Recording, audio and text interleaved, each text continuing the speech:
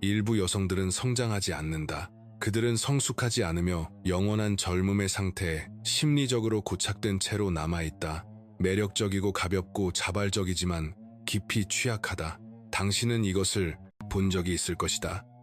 어쩌면 자기 자신 안에서도 말이다. 그들은 인생이 결코 도착하지 않는 어떤 것을 위한 끝없는 리허설인 것처럼 살아간다. 경험에서 경험으로 뛰어다니며 어떤 것에도 진정으로 깊이 들어가지 않는다. 강렬한 관계지만 짧고 거대한 계획이지만 실현되지 않으며 눈 속의 반짝임은 조용한 고통을 숨기고 있다. 성장에 대한 두려움, 이것을 푸엘라, 에테르나, 즉 영원한 소녀라고 부른다. 이는 칼 융이 영원한 청년 푸에르, 에테르누스의 여성적 대응물로 설명한 강력한 원형이다.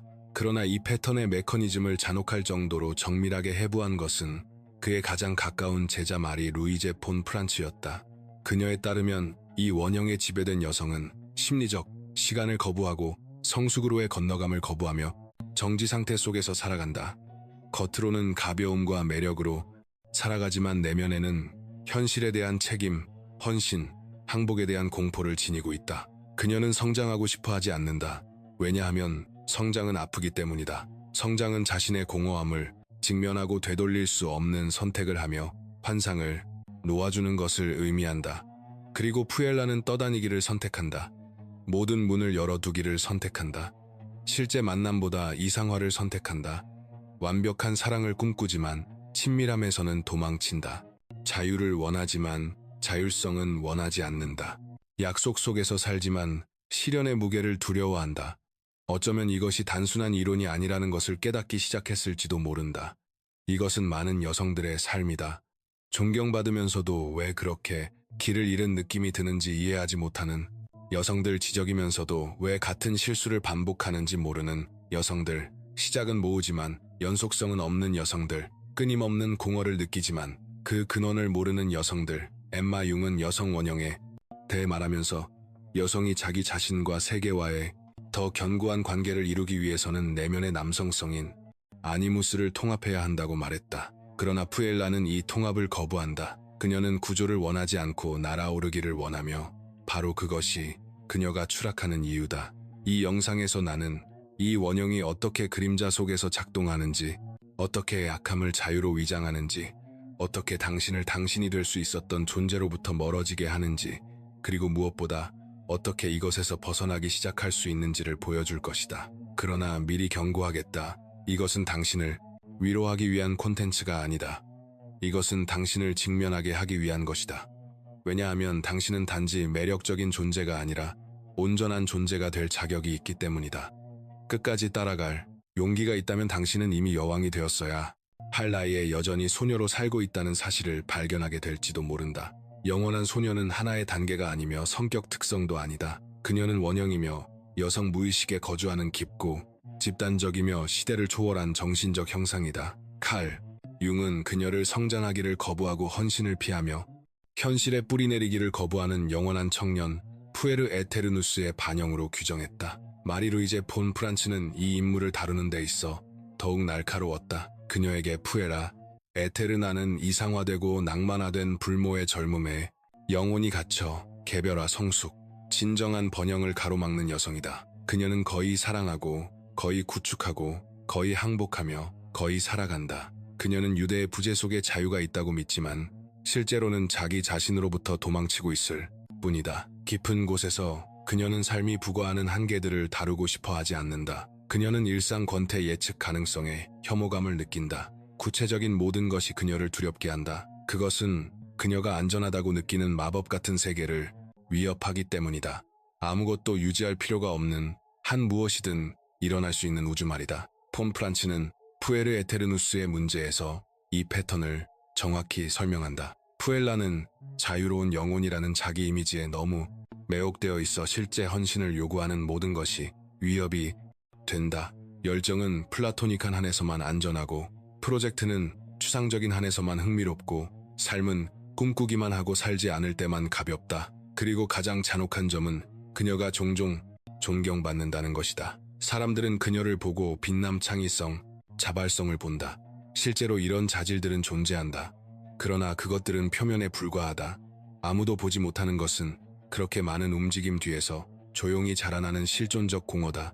푸엘라는 자신이 제자리 걸음을 하고 있다는 사실을 깨닫기에는 항상 너무 바쁘다. 그녀는 무의미의 순례자다. 그렇다면 이 성장 거부는 어디에서 오는가? 왜 그렇게 많은 현대 여성들이 이 패턴과 자신을 동일시하는가? 여기서 결정적인 지점이 등장한다. 푸엘라는 무에서 생겨나지 않는다. 그녀는 젊음을 숭배하고 성숙을 경멸하는 문화의 산물이다. 여성이 깊이 있음이 아니라 욕망의 대상이 되는 데서 가치가 있다고 말하는 문화, 여성성을 권위가 아니라 가벼움과 동일시하도록 설득하는 문화, 더 나아가 영원한 소녀는 종종 해결되지 않은 트라우마에 대한 심리적 반응이기도 하다. 어린 시절의 얼어붙은 감정적 고통은 성숙에 대한 무의식적 저항을 만든다. 상처 입은 여성은 생존하기 위해 매력적인 페르소나를 구축하지만 이 가면은 시간이 지나며 감옥이 된다.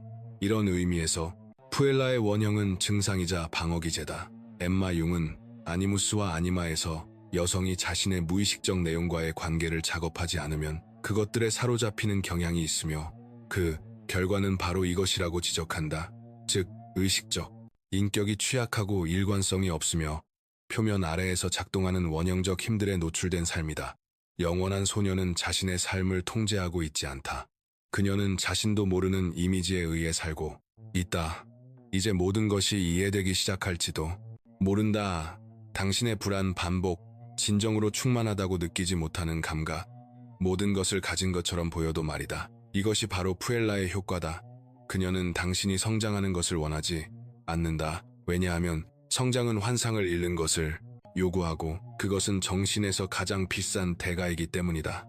그러면 본질적인 질문이 떠오른다. 이렇게 많은 삶을 지배하는 이 소녀가 있다면 여성성의 나머지는 어디에 있는가? 더 온전하고 더 깊고 더 진실한 무언가로 가는 길은 어디에 있는가? 이것이 이제 우리가 이야기할 것이다.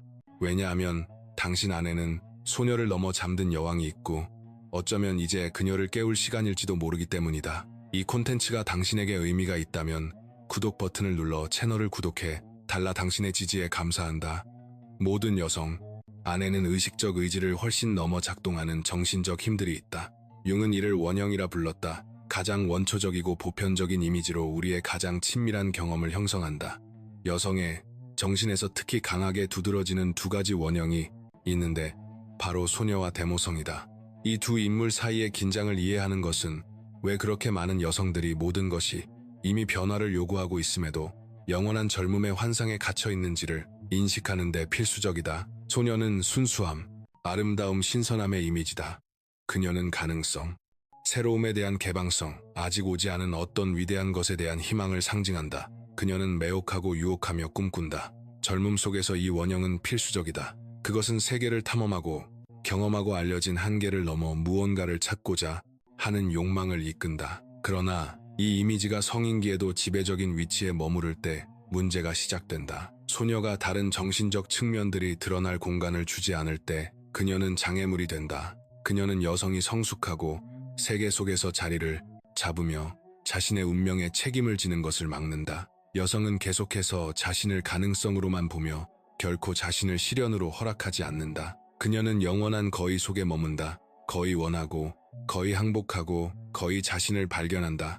그리고 이 거의는 블랙홀이 되어 활력 목적 의미를 빨아들인다. 마리-루이제 폰 프란츠는 상징적으로 죽기를 거부하는 소녀는 온전한 여성으로 다시 태어날 수 없다고 썼다. 여기서 말하는 것은 육체적 죽음이 아니라 환상 속의 살기를, 고집하고 구원받기를 바라며 현실의 무게를 거부하는 어린 자아의 상징적 죽음이다. 이 죽음은 고통스럽다. 그러나 절대적으로 필요하다. 왜냐하면 오직 그로부터 성숙, 양육, 지혜의 원형인 데모성이 등장할 수 있기 때문이다. 데모성은 착하고 길들여진 여성이 아니다. 자신을 잊은 채 모두를 돌보던 그녀는 더 이상 그렇지 않다. 그녀는 자신의 내면 세계의 여왕이며 명령하고 양육하고 유지하며 변형시킨다. 선택받기를 기다리는 처녀와 달리 위대한 어머니는 선택한다. 찬사를 받고 싶어하는 처녀와 달리 위대한 어머니는 존중을 요구한다. 그녀는 이미 완전하기에 매력적일 필요가 없다. 그녀는 언제 주어야 하는지, 언제 보호해야 하는지, 언제 물러나야 하는지를 아는 깊은 뿌리를 지닌 존재다. 이 원형을 체현한 여성은 존재하기 위해 허락을 구하지 않는다. 그녀는 존재감과 깊이와 방향성을 지닌 채 그저 존재한다. 그러나 이 지점에 도달하는 이는 드물다. 그 길에는 희생이 필요하기 때문이다. 여왕이 태어나기 위해서는 처녀가 죽어야 하며 이것은 푸엘라 에테르나가 넘기 싫어하는 통과 의례다. 그녀는 젊음의 거울, 이상화된 사랑의 약속, 시간이 지나지 않는다는 환상에 집착하지만 시간은 흐르고 여성이 성숙의 부름을 거부할 때 그녀는 내면에서부터 시들기 시작한다.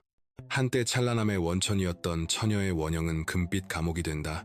엠마 융은 여성의 개성화에 대해 말하며 여성이 세상에 보여주는 유혹적인 이미지뿐 아니라 자신의 창조적, 파괴적, 재생적 힘까지 통합할 때에만 온전해진다고 지적한다. 처녀의 영역에만 사는 여성은 분열되어 있으며 반쪽이다. 반쪽인 한 그녀는 의존적이고 불안정하며 취약할 수밖에 없다. 당신 안에 더 많은 것, 더 강하고 더 깊고 더 진실한 무언가가 있다고 느끼는가? 그렇다면 맞다. 그것이 바로 도망치기를 멈추고 통치하기 시작할 순간을 기다리는 당신의 내면의 여왕이다. 그러나 그 전에 우리는 푸엘라가 삶을 어떻게 방해하는지, 관계와 커리어와 결정을 어떻게 무너뜨리는지를 정직하게 바라봐야 한다. 영원한 소녀가 작동하는 지점을 보지 못하면 그녀는 당신도 모르게 계속 주도권을 챈 것이기 때문이다. 이것이 바로 다음에 우리가 탐구할 내용이다. 푸엘라가 어디서 행동하고 어떻게 파괴하며 무엇을 어떤 대가를 치르더라도 피하려 하는지 말이다. 푸엘라는 유혹적이며 매혹적이고 거의 마법 같은 매력을 지녔다. 그녀는 창의적이고 충동적이며 즉흥적이고 늘 새로운 아이디어와 압도적인 열정과 거대한 계획으로 가득 차 있다. 그러나 이 에너지는 현실 세계의 무게를 지탱하지 못한다. 그녀는 밝게 빛나다가 사라진다. 깊은 곳에서는 아무것도 지속하고 싶지 않기 때문이다. 그녀는 느끼고 꿈꾸고 경험하고 싶어 할 뿐 관계 안에 머물고 싶어 하지는 않는다. 관계에서 이는 치명적이다.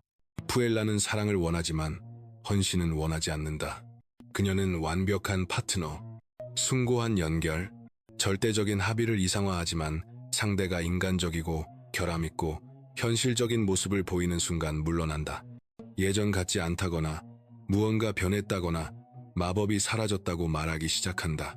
진실은 그 마법은 처음부터 존재하지 않았다는 것이다. 그것은 투사였다.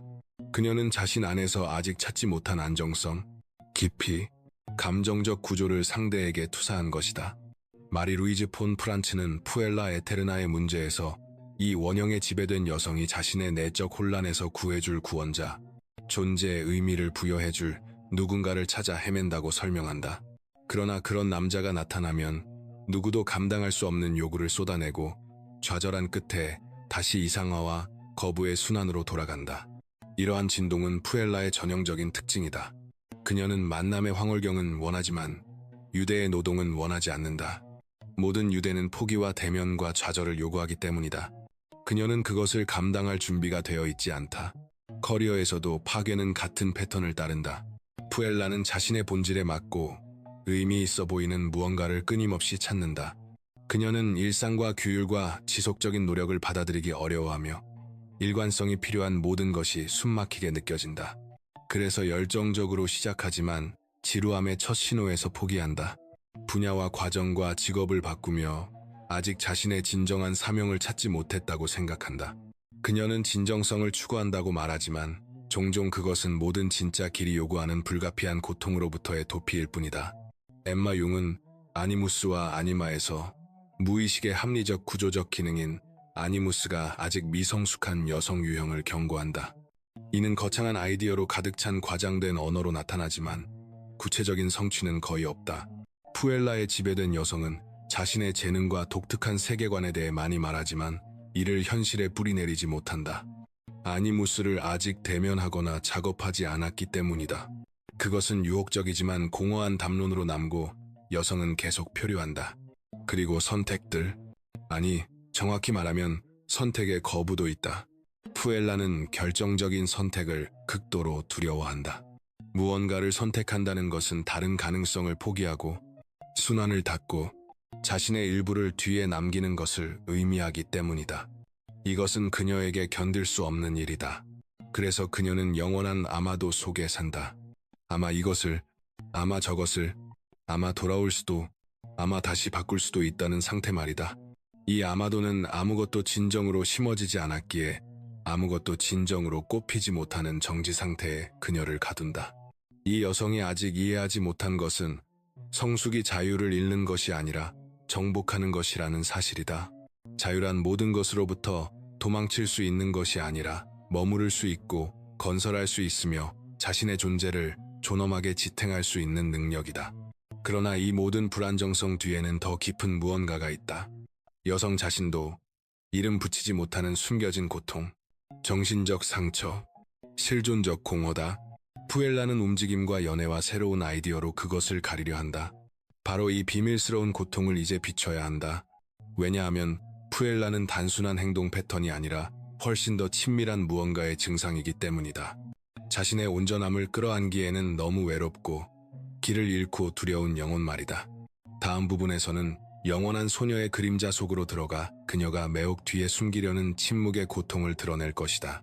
푸엘라 에테르나는 매혹한다. 그녀는 가벼움과 즉흥성, 거의 신비로운 영원한 젊음의 아우라로 지나가는 곳을 밝힌다. 그녀는 달콤하고 섬세하며 민감하지만 동시에 깊이 불안하다. 그녀의 시선에는 희망과 공허가 함께 담겨 있다. 그 모든 빛남 뒤에는 거의 아무도 보지 못하고 때로는 그녀 자신조차 이름 붙이지 못하는 고통이 있기 때문이다.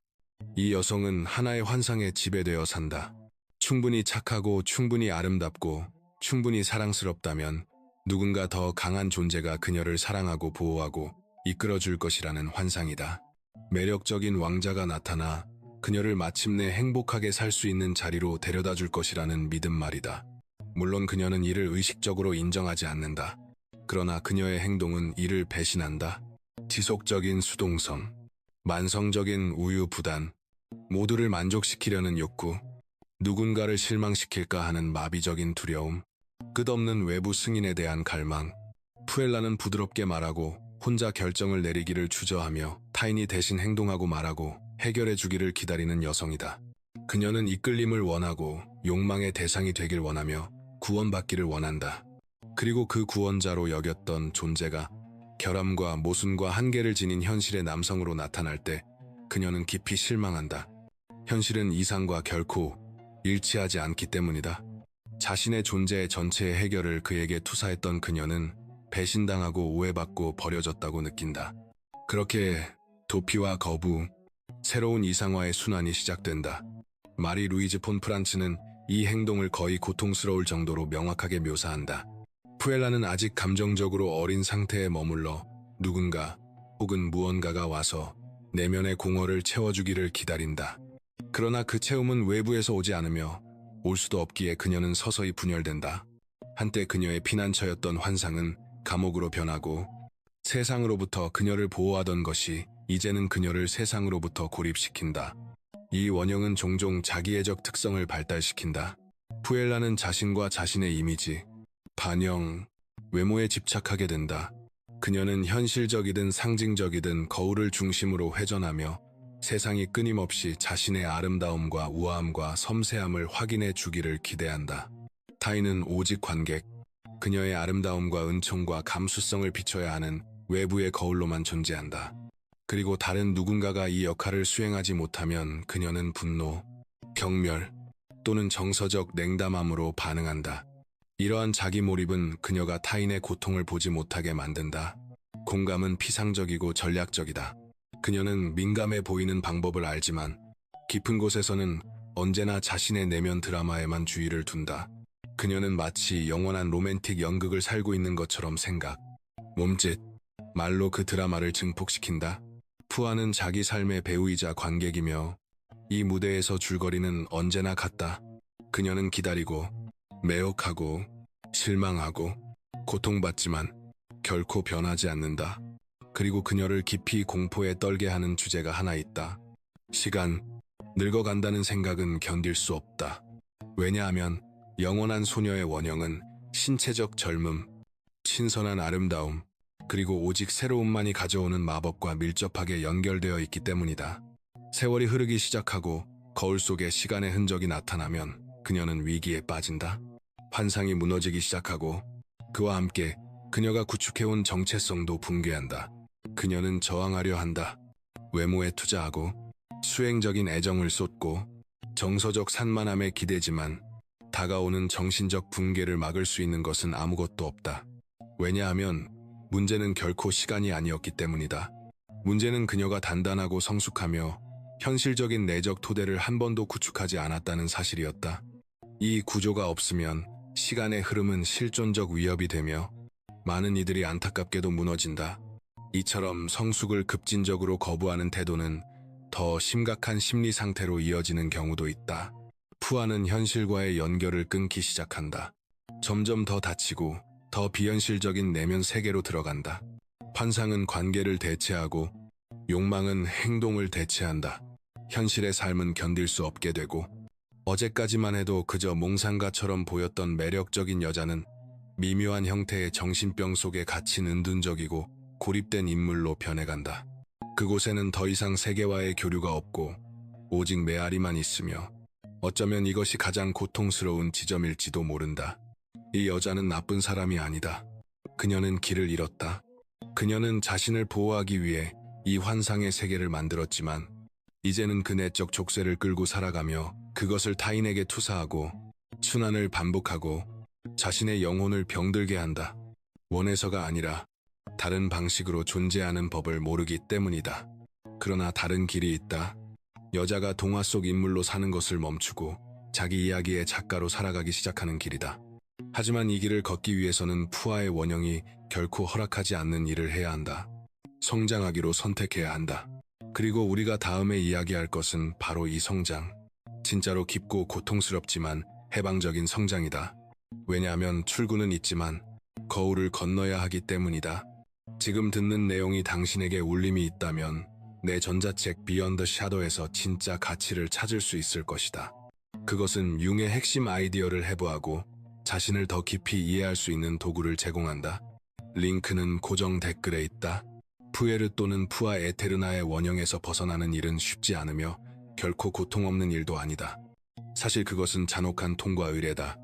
왜냐하면 이 여자가 가장 두려워하는 것과의 정면 대결을 요구하기 때문이다.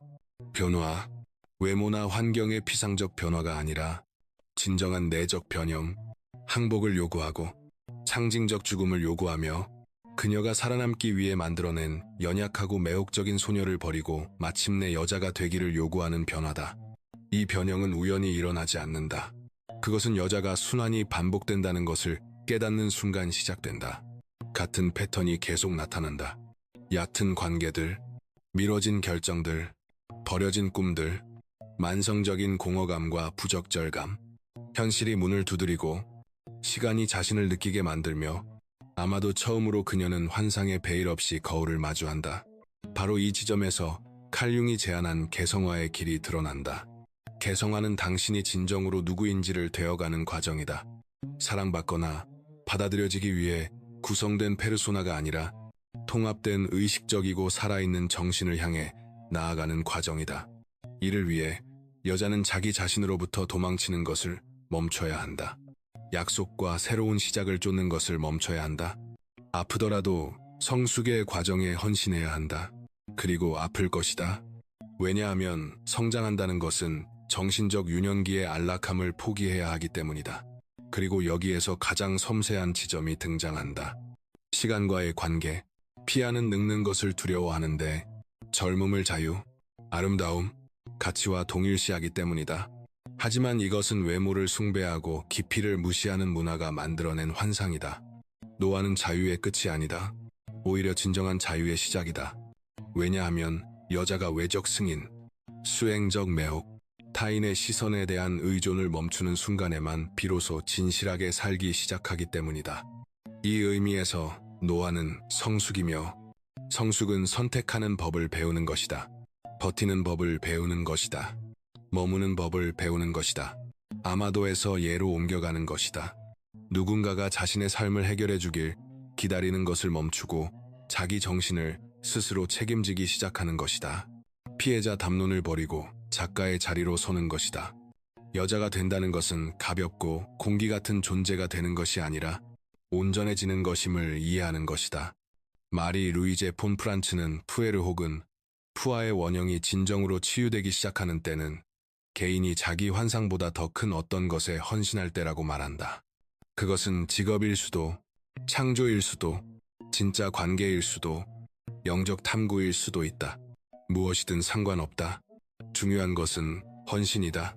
영원한 소녀가 그토록 두려워하는 그 단어. 헌신은 두 발을 땅에 딛고 나는 여기 있다.